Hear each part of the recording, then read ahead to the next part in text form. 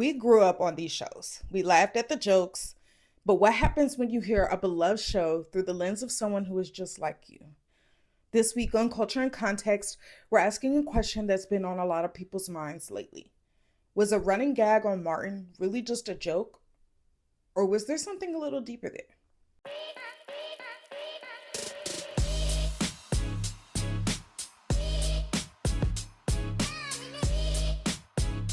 Hey y'all, and welcome to Culture and Context with Kerbi Lynn. I'm Kerbi Lynn, of course, and this is a space where we're going to take the viral headlines and trending topics that you see every single day and break down what they really mean. In case you didn't know, I'm a journalist by trade, a pop culture fanatic at heart, and just a little too woke for my own good. I also have a background in human development, so we're going to jumble all those things together and connect the dots between pop culture and public opinion. And what a better way to kick things off than with a timeless TV show, a beloved character, and a very modern conversation that's been happening on Twitter or X or whatever you call it. Let's get into the Pam problem. Now, if you're not on Twitter and you don't know what's going on, recently a comment made by R&B singer Ari Lennox sparked a huge conversation on social media. In a radio interview, Ari confessed that while she loves the show Martin, the one thing that always, quote, pissed her off was how much it would go in on Pam. The thing that pissed me off about Martin was how much he would go on Pam. Like, I know, and this is coming from a girl who I love me a good, joking ass movie. And it even when the joking movie is like, damn, that was fucked up. I'm not too woke or something is what I'm trying to say. I'm honestly not, I'm problematic. I'm pretty problematic, low key. But my point is that there are some things where I draw the line and it just bothered me. She mentioned, and I'm quoting from a recent Complex article, Pam was so fucking beautiful and so fine, and I just felt like growing up as a chocolate girl, I don't even know if I was able to understand the greatness of Pam because of what I was being fed. Always going in on Pam. That's all I remember. The clip quickly circulated social media, and a lot of people were ready to jump in, and a lot of people were quick to say it's just a comedy. Y'all are thinking too much. Y'all are being too woke. Everybody got joked on, including Gina, XYZ. But Ari's comment points to a deeper issue that we're not addressing. We're ignoring it. And this issue has a name and a history. That issue is colorism. Now, when you look it up on Google, the definition of colorism is prejudice or discrimination against individuals with a darker skin tone, typically among people of the same ethnic or racial group. So, no, you do not experience colorism if you are light-skinned. Let's go ahead and get that out the way. Period. But that's another topic for another day. Let's get into what colorism really means. So many people like to take a definition and throw it in your face and try to work it in their favor and ignore the nuances that occur in everyday life. Colorism is not just about a preference. It's not just about, oh, I got this light-skinned girl on my arm and I'm dark-skinned. That's not what it is at all, okay? It's a social hierarchy that has been ingrained in society for centuries, much like racism. So that's why I don't understand what y'all don't understand about colorism and how it works, but we're going to figure it out together. Colorism began during slavery, where lighter-skinned enslaved people who, might I add, were probably descendants of their master, if you get what I'm saying. I don't know how YouTube is with certain words, so I'm just gonna let you figure it out in your mind, okay?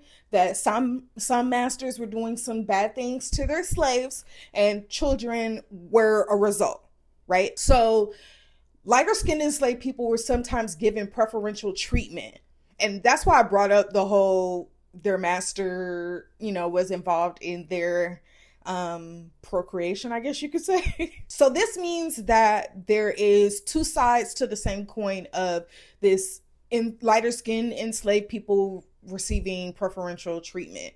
One, the lighter you are, the closer to white you are, which of course during slavery days, that was, that's what you wanted to be. On the other hand, if you're light skinned, more than likely, especially during these times, if you're light skinned, it's because you are a direct descendant of your master. And even though they had no respect for their children and their mothers, they were going to give them a little doggy bone. Okay, they were going to give them a little leeway. You can come inside the house and not be out in the hot sun, getting darker, and working hard and sweating and, all those things. So then it just ends up being wound up into one whole thing where, yes, light skin is closer to perfection, quote unquote.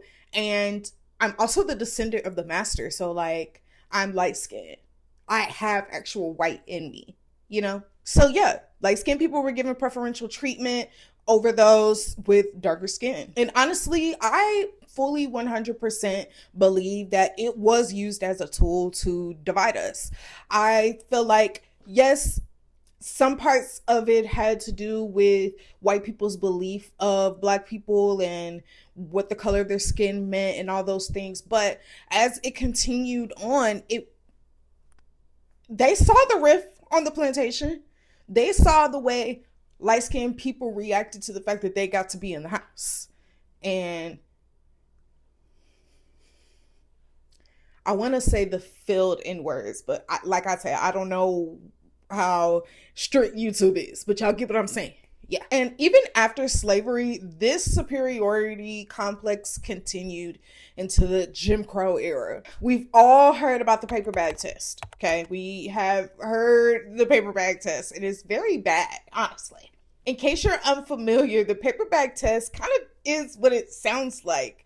Those who are darker than a paper bag were shunned or otherwise mistreated. So yes, from my understanding, obviously I was not alive during this time, but from my understanding, they would hold a paper bag up to your face and be like, oh, you're too dark. Oh, you're not. For whatever reason they had, there was many instances in which somebody would need to pass a paper bag test. And just a little anecdote, as far as I understand it, places like Spelman required you to send in a picture when you applied to their school. My grandmother has told me that's what she had to do when she applied to the school however many years ago. And to this day, there are people with darker skin who believe they have to procreate with light-skinned people in order to, quote, fix their bloodline, which is a shame. That's so sad. There's light-skinned people who only marry or procreate with other light-skinned people to keep their bloodline pure. And this hierarchy continued to seep into our communities over time, like crack in the 80s, y'all.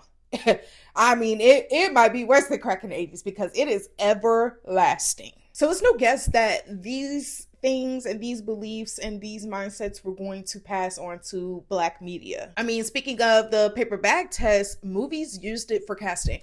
Only light-skinned people were considered beautiful enough for lead roles if they were going to cast Black people to begin with. And I feel like we're seeing a resurgence of that now. There's not a lot of Black-led shows that feature dark-skinned women as the leads. They're the best friend if they exist on the show at all. They're the side character, the best friend, the side chick, things of that nature. And as a result of all of that, there's this dynamic where lighter skin is often equated with beauty and desirability. So that brings us back to Martin. The jokes about Pam on the show didn't exist in this vacuum of just being on the show. The jokes were a symptom of a historical problem, the one that I just mentioned. Now, there could be a counter argument that says everyone on the show got joked on. Nobody was safe, right? But I think we need to explain microaggressions, and maybe people will be better able to understand why Ari felt the way she did. A microaggression is a subtle, often unintentional comment or action that conveys a hostile, derogatory, or negative message to a marginalized group. If you are a fan of Love Island USA and you watched this past season, then you know what a microaggression is.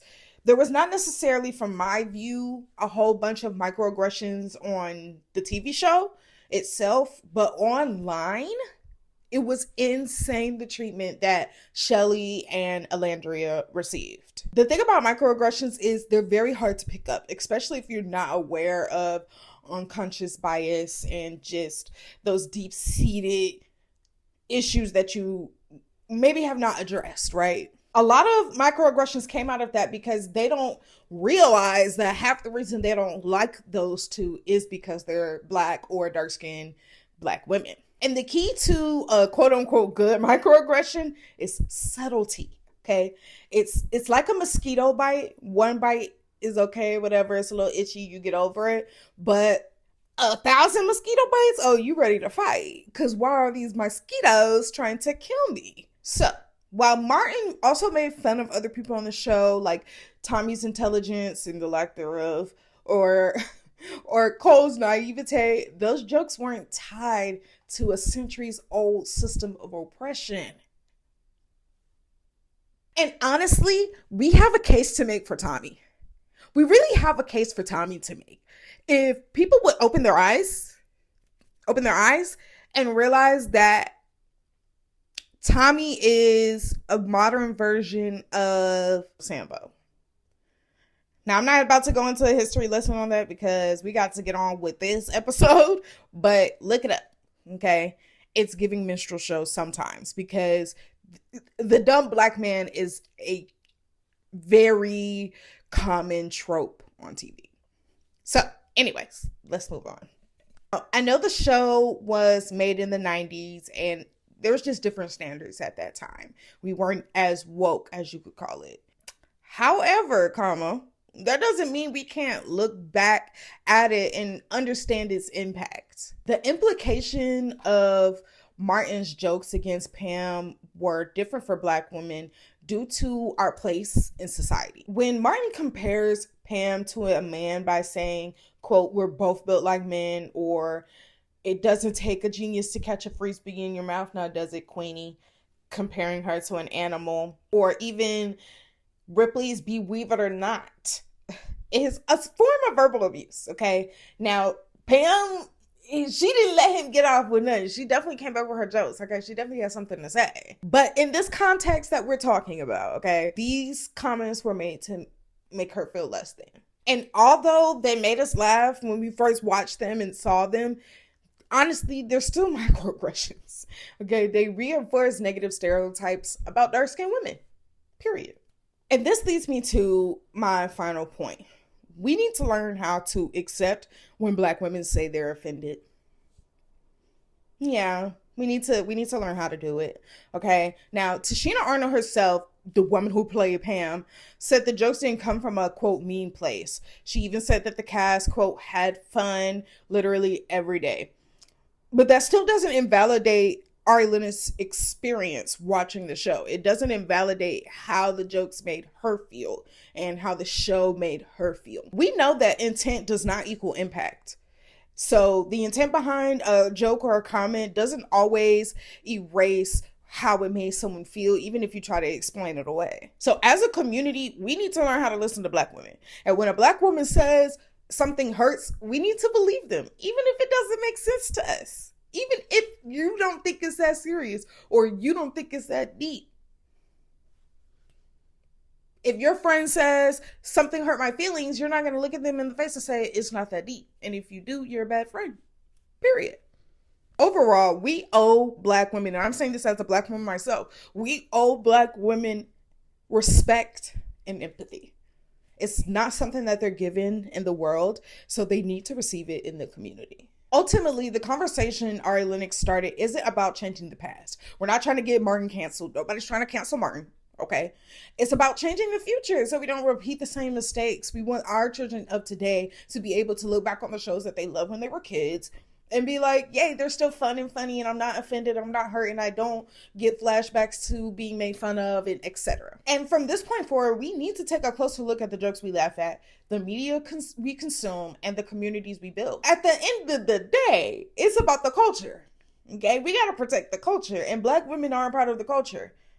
We need to be nice to them. So, Gave you a little bit of culture and I gave you the context. I hope this was a great start to our journey together, and I hope you guys really learned something. If not, let me know in the comments what parts you don't agree with, what parts we need to go back over again. Let me know.